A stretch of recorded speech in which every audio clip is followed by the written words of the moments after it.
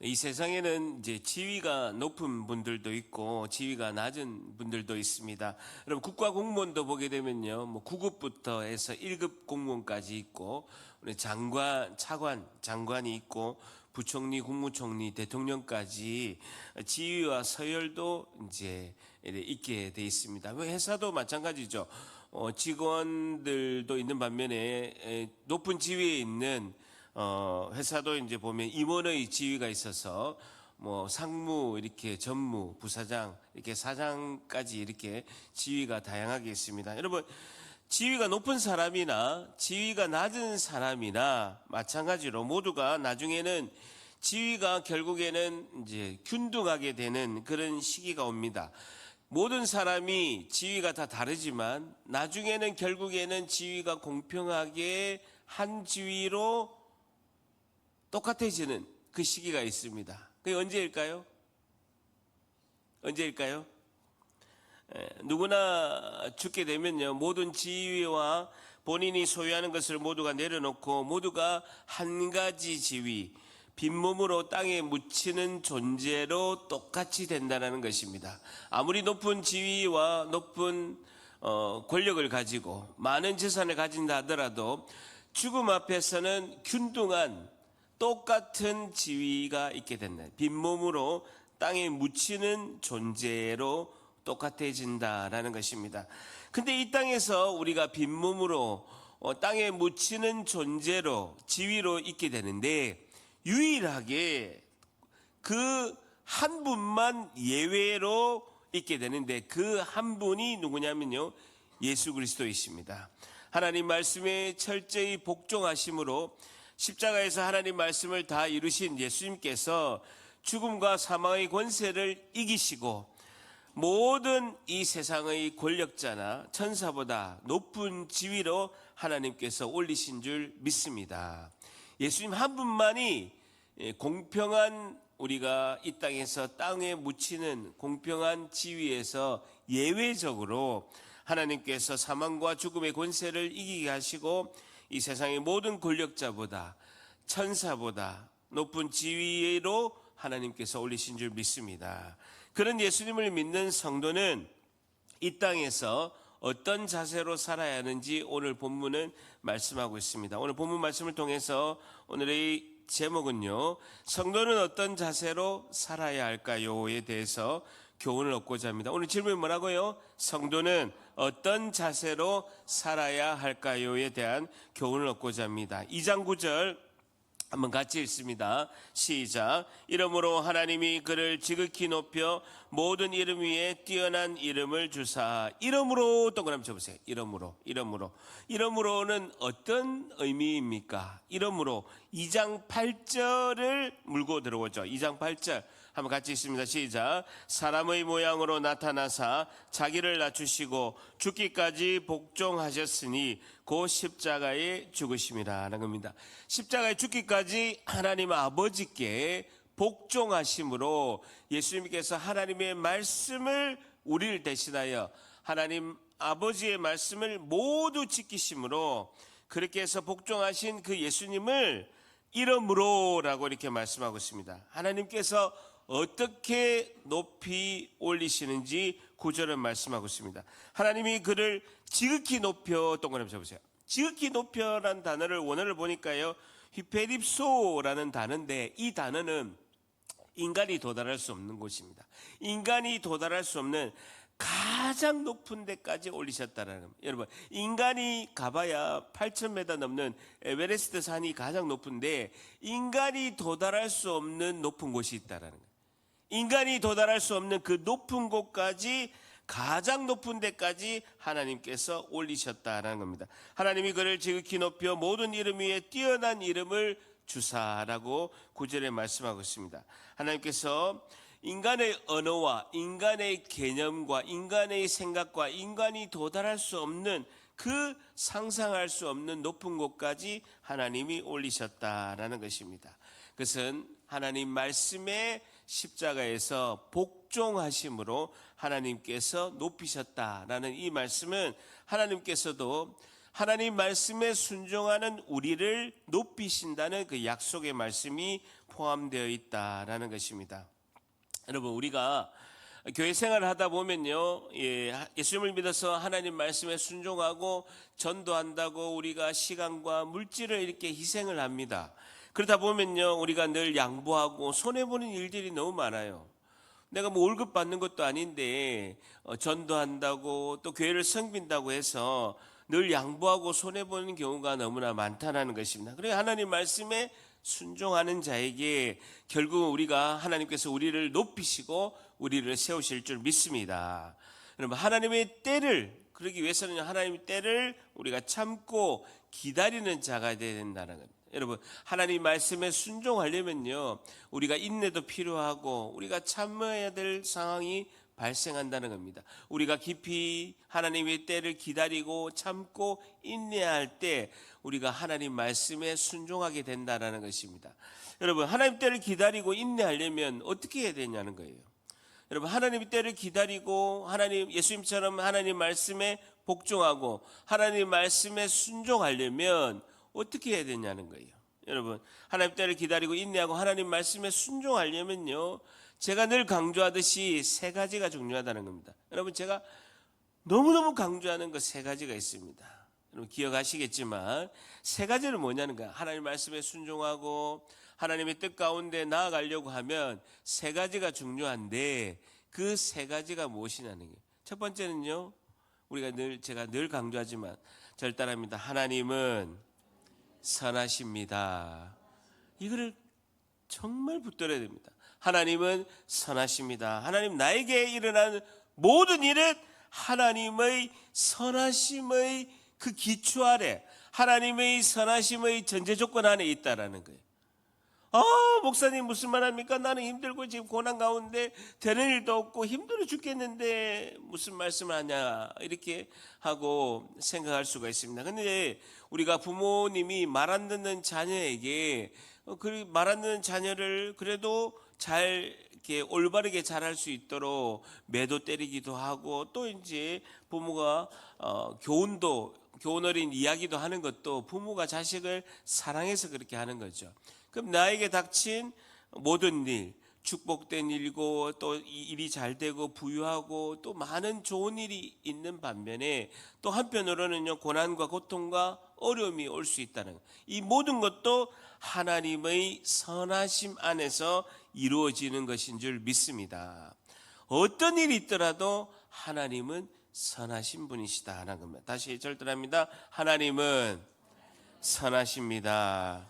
하나님은 선하십니다 라는 것을요, 우리가 평생 붙들어야 됩니다. 로마서 8장 28절에도 우리가 알거니와 하나님을 사랑하는 자 곧 그의 뜻대로 부르심을 입은 자들에게는 모든 것이 합력하여 선을 이루니라 라는 것이죠. 두 번째는 뭡니까? 절단합니다. 하나님은 언제나 옳으십니다. 나의 현실을 그대로 받아들인, 하나님은 언제나 옳으십니다 라는 겁니다.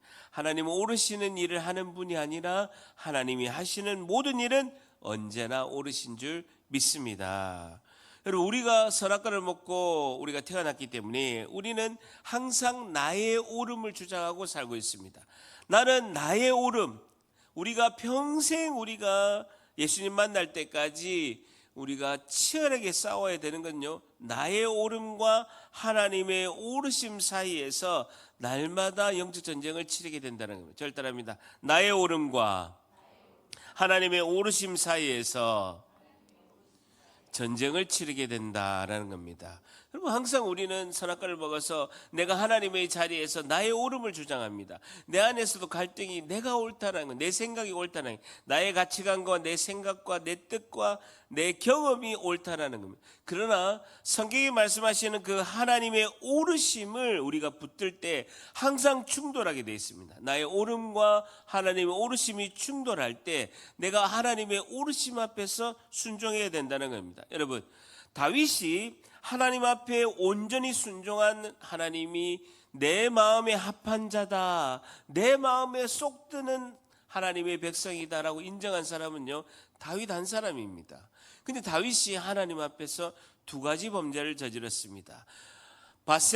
우리아의 아내 밧세바를 범하고 자기의 충신 중에 충신인 우리아 장군을 죽였습니다.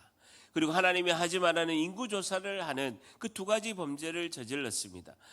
밧세바를 범하고 우리아 장군을 죽였을 때 하나님께서 심판을 하시면서 그 밧세바가 임신한 첫 아들을 하나님께서 생명을 거둬갔습니다. 그때 다윗은 엄청난 고통 가운데 하나님께 그 아들을 살려달라라고 하나님께 기도했습니다. 그럼에도 불구하고 하나님은 그 생명을 가져가심으로써 심판을 하였습니다.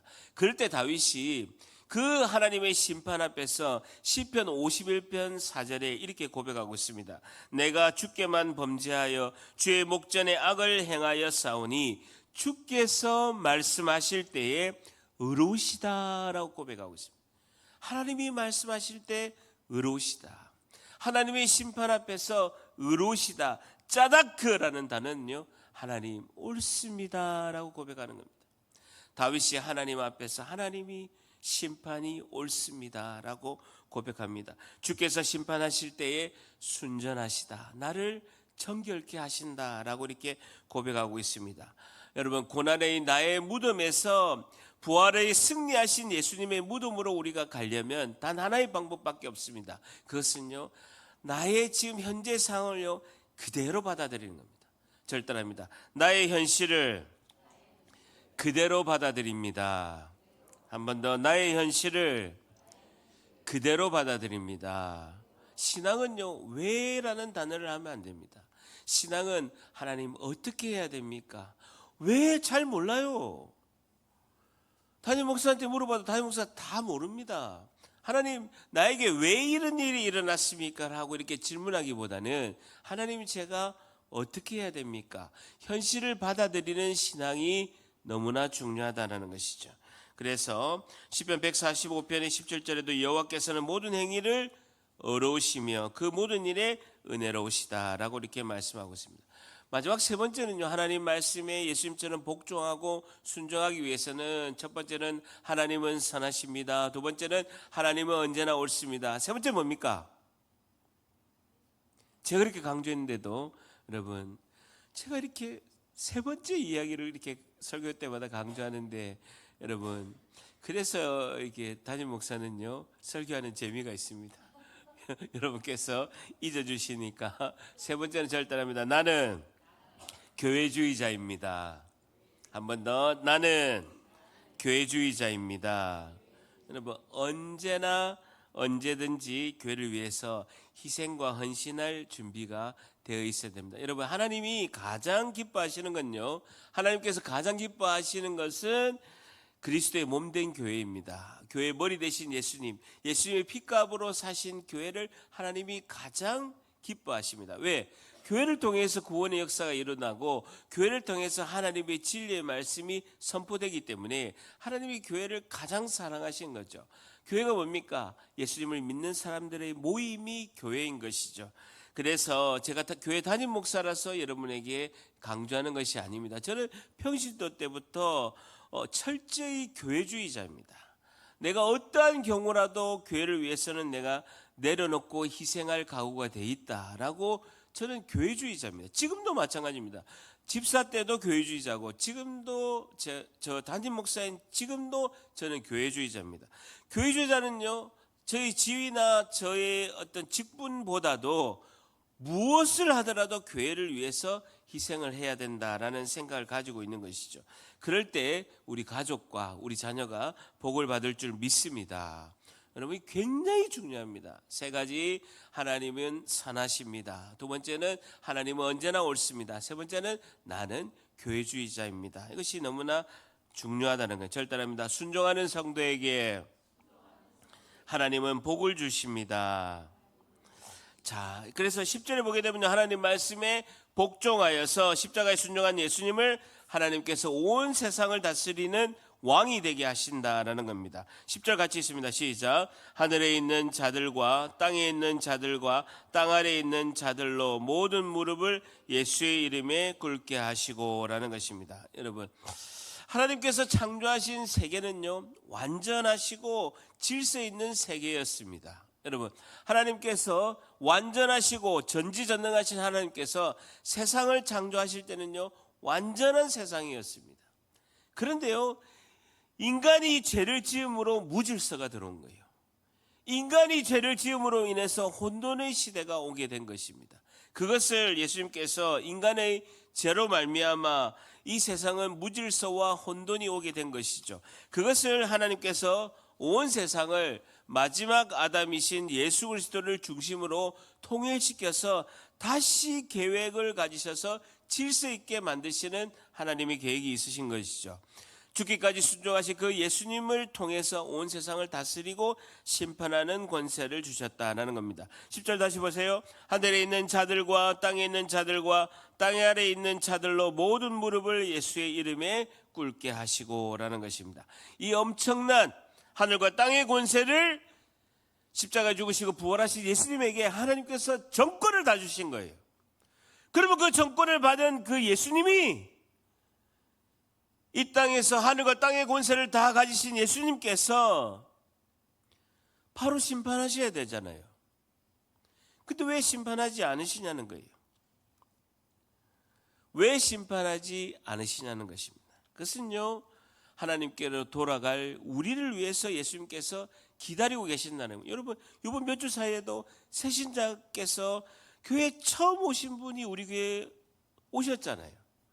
그분들은 예수님의 심판이 시작되었다면요, 구원의 은혜 가운데 있지도 못할 분들이에요. 그런데 요 몇 주간에 새로 처음으로 교회를 우리 교회에 오시면서 하나님 말씀도 듣고 예배도 이렇게 드리고 곧 내 세례도 받으실 건데요, 그런 분은요, 예수님께서 하늘과 땅의 권세를 다 가지고 계시지만 그럼에도 불구하고 주님이 기다리시고 심판을 늦추시기 때문에 우리에게 구원의 은혜를 베푸신 줄 믿습니다.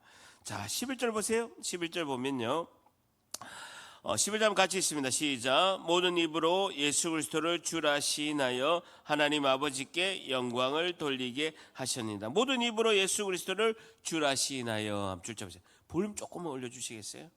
믿는 성도들이나 불신자들이나 결국 심판의 때에는 예수 그리스도의 권세에 모두가 복종하게 된다는 겁니다. 여러분 다시요.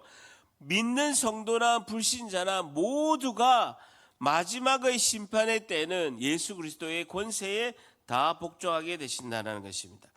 예수님께서 지금 부활하신 예수님께서 온 세상을 통치하고 계신다는 거죠. 선한 하나님의 백성들은 주님이 보호하시고 지켜주시고 성령으로 구원의 은혜 가운데 이끌어 가시고, 불신자들은요, 고집을 피우고 주님을 따르지 않고 하나님의 그 구원의 손길을 뿌리치는 자는요, 하나님이 지옥에 가게끔 내버려 두신다라는 것입니다. 그래서 예수님은 성령으로 끝까지 자기의 백성을 지키시고 구원하신 줄 믿습니다. 한번 들어보세요. 인간이 왜 하나님의 그 구원의 손길에 고집을 피우고 하나님을 멀리할까요? 여보세요? 사실은 예수님 믿는데 돈 들어가는 것도 아니에요. 그런다고 예수님을 믿고 교회 오는 것이요, 수능이나 자격증 시험을 보고 들어오는 것도 아니에요. 어려운 것도 아니에요. 그렇죠?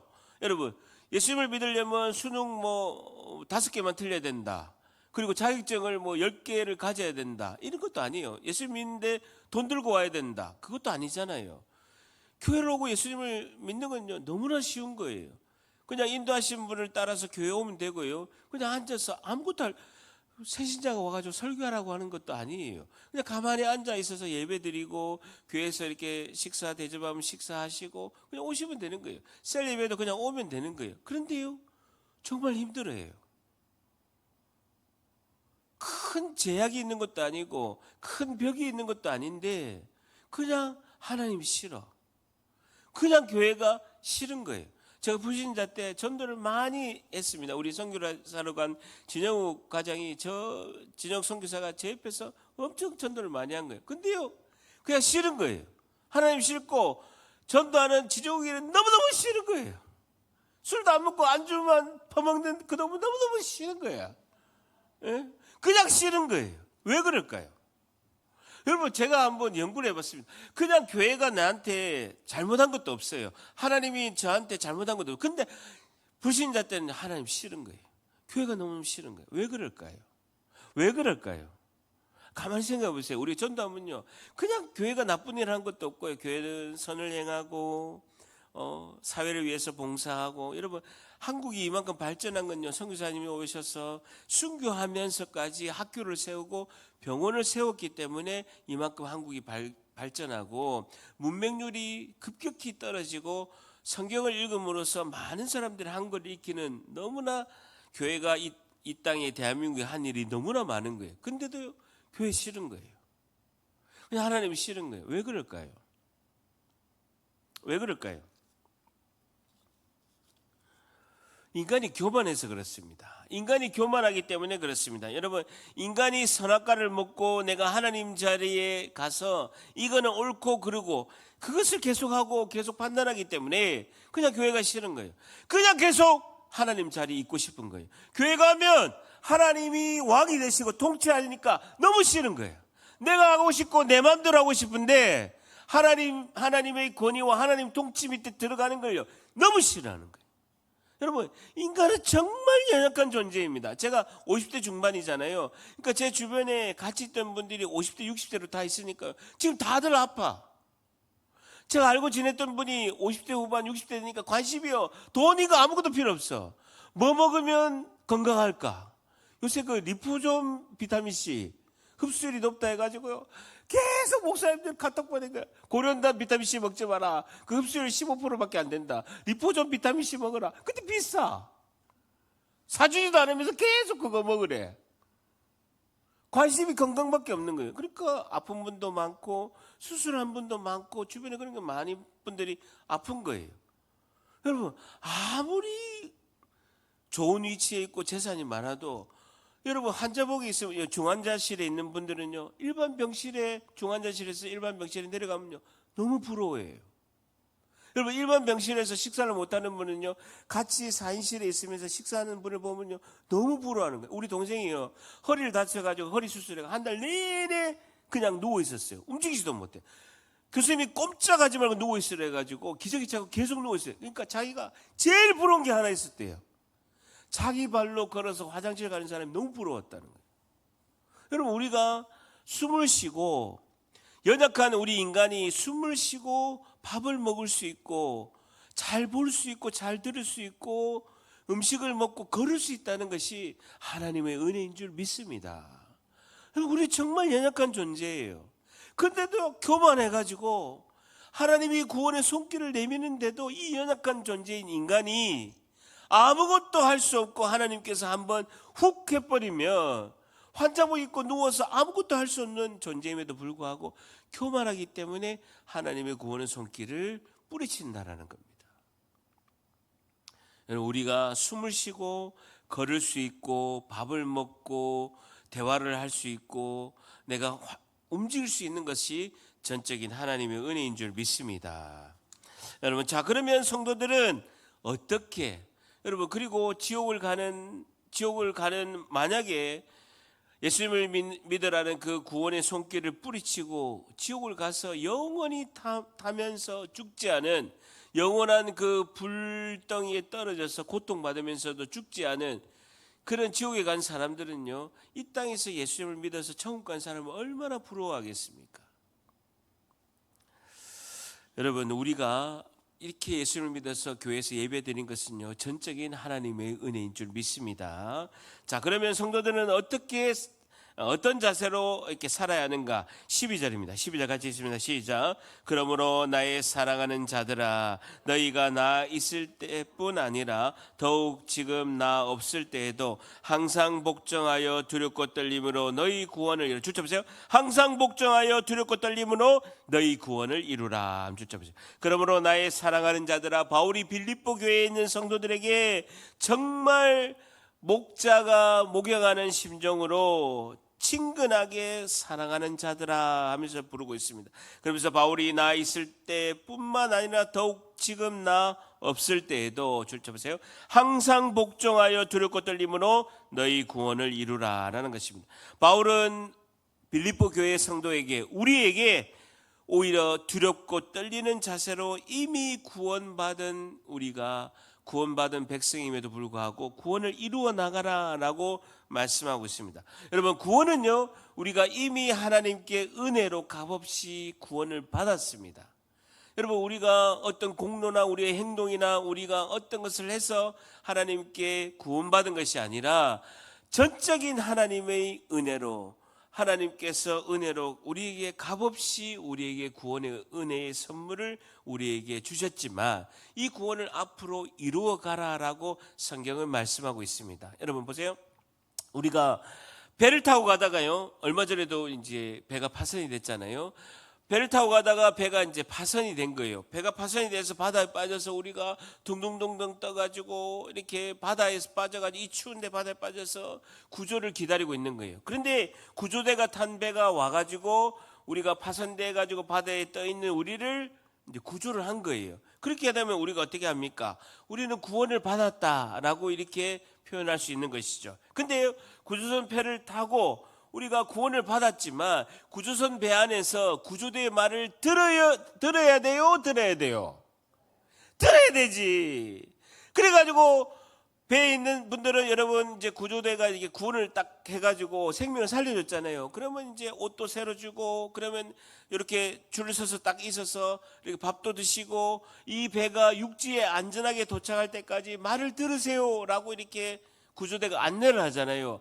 그러면 이미 우리가 구원을 받았지만 그 구조대의 말을 잘 들어서 완전히 육지에 안전하게 도착할 때까지 그 구조대의 말을 잘 들어야 되잖아요. 그죠? 말을 잘 들어야 되잖아요. 잘 듣고 계시나요? 근데 바다에 또 빠진대. 자꾸 바다에 빠지고 싶대. 한쪽에가 줄 서가지고 밥 잘 드시고 좀 기다리고 뜨뜻한 옷 입고, 난로 앞에서 좀 추위해가지고 육지 갈 때까지 말 좀 들으세요 이렇게 하는데도 아우 바다에 또 빠지고 싶대. 차라리 구조대 이 선에 배에 안 올랐으면 좋았을 거네. 바다에 동동도 떠 있었으면 좋겠는데 하는 사람이 있어요? 여기는 없습니다. 수요일에 오신 분에는 없어요. 그러니까 힘들죠. 이미 구원받은 우리는 구원을 이루라라는 것은요, 구조선 안에서 구조대의 말씀을 잘 들으라는 겁니다. 그것이 우리에게 주신 사명인 줄 믿습니다. 자, 그러면서 12절 핵심은요, 항상 복종하여 두렵고 떨림으로 라는 것입니다. 이미 구원을 받은 우리는 구원을 이루가는 방법이 딱 하나가 있는데, 항상 복종하여 두렵고 떨림으로 하나님을 경외하고 하나님의 계획과 말씀에 순종해야 된다라는 것이죠. 오늘 첫 번째요, 성도는 어떤 자세로 살아야 할까요? 첫 번째, 두렵고 떨림으로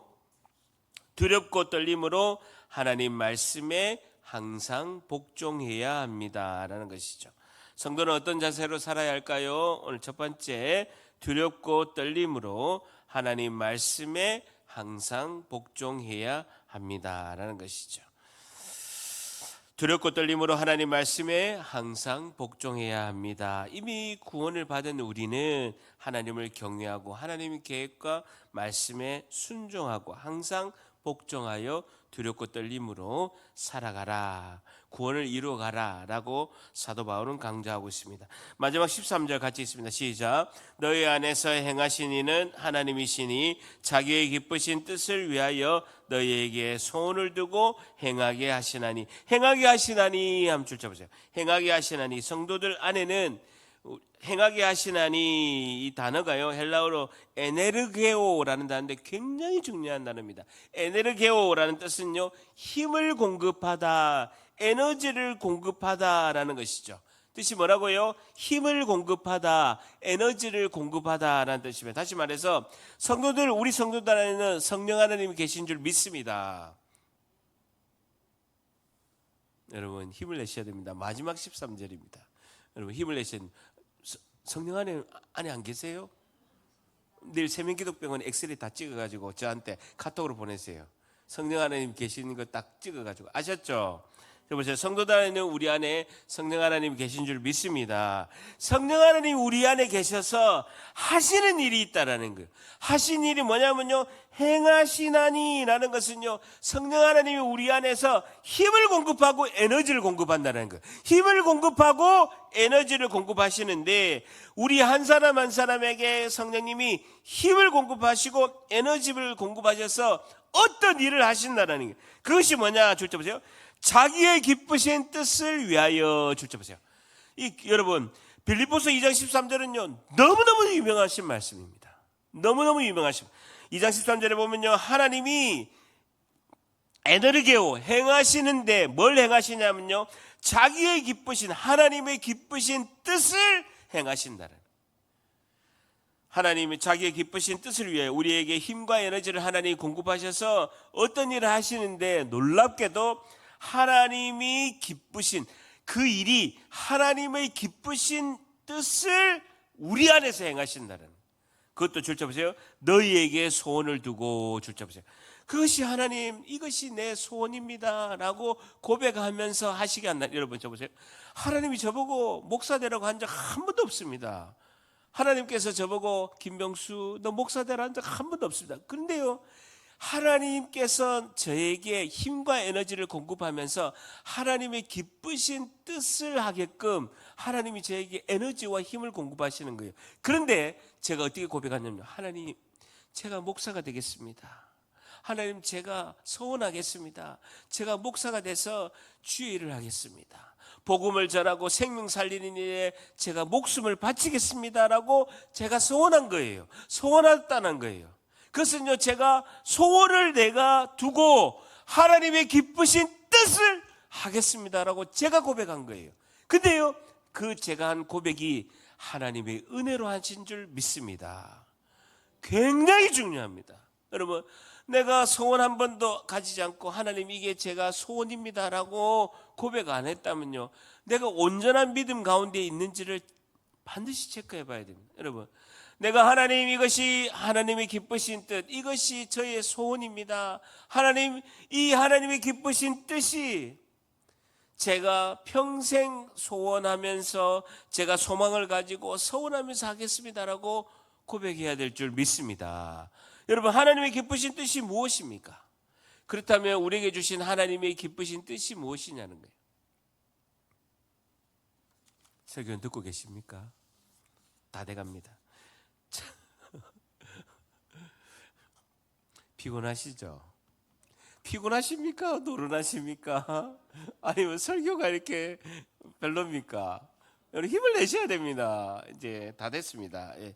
하나님의 기쁘신 뜻이 뭡니까? 첫 번째, 교회를 세우시고 영혼을 구원하신 일이죠. 교회를 세우시고 영혼을 구원하신 일이라는 겁니다. 여러분, 구원의 방주가 뭡니까? 구원의 방주가 교회죠. 노아가 만든 그 구원의 방주가 교회이죠. 교회를 세우시고 그리스도의 몸된 교회를 통해서 영혼의 구원을 하시는 일이 첫 번째고, 두 번째는 하나님의 기쁘신 뜻, 두 번째는요, 교회를 통하여 진리를 밝히시는 일이라는 겁니다. 두 번째는 뭐라고요? 교회를 통해서 진리를 밝히시는 일이라는 겁니다. 여러분, 교회를 통해서 길이와 진리 대신 예수 그리스도 한 분을 밝혀드리는 것, 예수 그리스도 한 분을 집중해서 온전히 밝혀드린 것, 그것이 하나님의 기쁘신 뜻이라는 겁니다. 마지막 세 번째는요, 교회를 통해서 사랑을 실천하는 거라는 것이죠. 하나님이 기뻐하신 게 뭡니까? 하나님 사랑, 이웃 사랑이죠.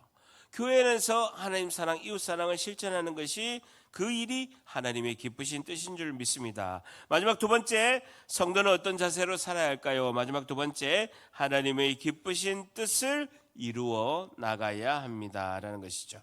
하나님의 기쁘신 뜻을 이루어 나가야 합니다라는 겁니다. 마지막 두 번째, 성도는 어떤 자세로 살아야 할까요? 하나님의 기쁘신 뜻을 이루어 나가야 합니다라는 것입니다. 여러분, 왜 우리가 먼저 하나님께 사랑을 받았습니까? 다른 사람보다는 우리가 먼저 하나님의 사랑을 받았죠. 아직 교회 오지 못하고 아직 전도해야 될 대상보다는 우리가 하나님께서 먼저 사랑하셔서 하나님의 사랑을 먼저 우리에게 부어주신 거죠. 하나님 왜 먼저 사랑을 우리에게 부어주셨을까요? 그것은요, 우리가 먼저 사랑을 받았기 때문에 우리 안에 그 하나님의 사랑이 머물고만 있지 말고 흘려보내라는 겁니다. 여러분, 먼저 구원을 받고 먼저 하나님의 사랑을 받은 이유는 단 하나입니다. 너희들 안에 머물지 말고 흘려보내라는 겁니다. 하나님의 사랑을 받았으니 이웃 사랑으로 실천해라. 이웃에게 하나님의 사랑은 이런 것이다 라는 것을 흘려보내라고 우리에게 먼저 사랑하시고 먼저 우리에게 구원의 은혜를 베푸셨다라는 것입니다. 이 일을 할 수 있도록 하나님께서는 힘과 에너지를 공급하신다. 행하시니라는 뜻은요, 힘과 에너지를 공급하신다는 거예요. 왜? 하나님의 기쁘신 뜻을 이루기 위해서. 그것이 하나님 나의 소원입니다 라고 고백하면서 기쁘게 하나님의 기쁘신 뜻을 이루기 위해서 하나님께서 그렇게 은혜를 베푸신다라는 것이죠. 우리 모두가 하나님의 뜻을, 여러분,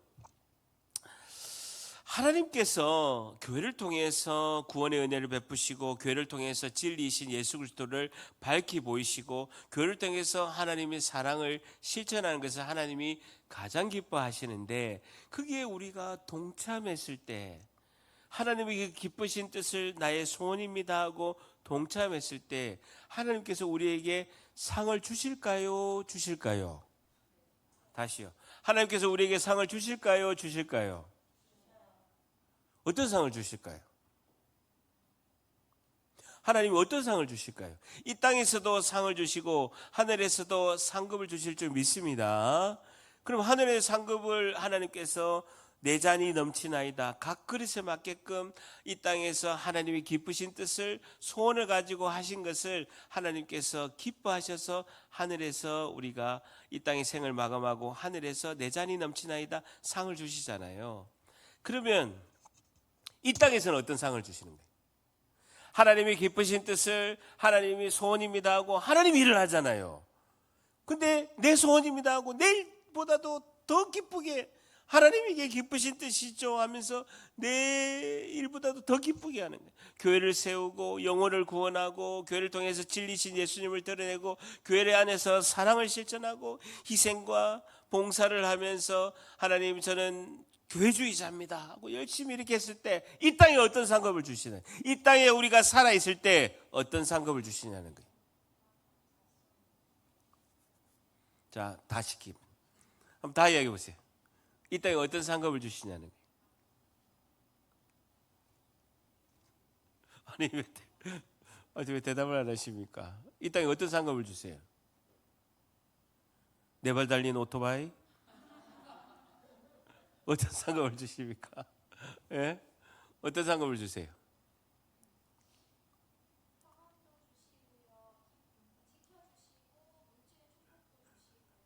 예. 정답입니다. 자, 제가 한번 생각해 봤거든요.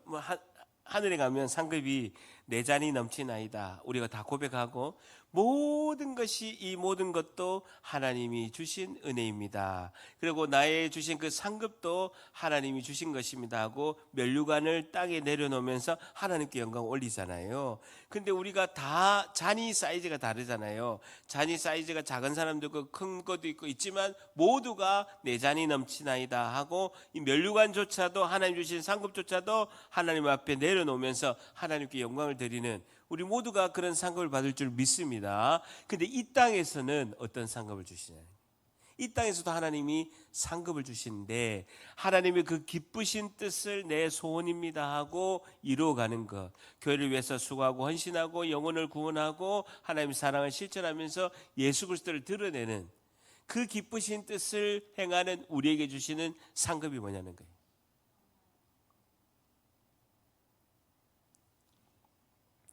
사람이 줄 수 없는요 평안입니다. 사람이 줄 수 없는 평강의 은혜라는 거예요. 태평양과 같은 내 안에 감당할 수 없는 평화의 은혜라는 거예요.